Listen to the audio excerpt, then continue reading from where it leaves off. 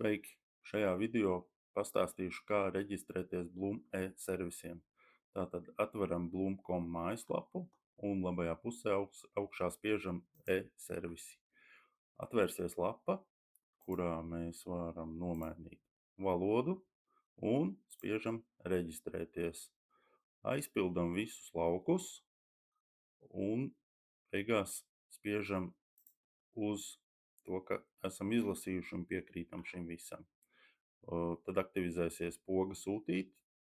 Ar šo mēs nosūtam Bloom pieteikumu. No Bloom jūs saņemsiet 2 e-pastus, kur vienā būs apstiprinājums, ka jūs esat veiksmīgi reģistrējušies, un otrā e-pastā atnāks jūsu parole un lietotāja vārds. Tātad šo paroli spiežam ielogoties, lietotāja vārdu ievedam šeit un paroli šeit un spiežam ielogoties. Pirmo reizi ielogojoties, jums parādīsies paziņojums, ka jūs varat nomainīt paroli uz sev vēlamo. To arī droši dariet. Un tātad, ko šeit var darīt? Izstrādājam konfigurators, kurā jūs variet uzkonfigurēt atsevišķas furnitūras,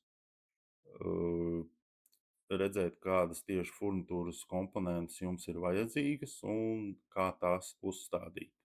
Nākamais būs korpusa konfigurators, kurā jūs variet uzzīmēt atsevišķi skapīti, gan ar atvilknēm, gan durtiņām, paceļamajiem mehānismiem.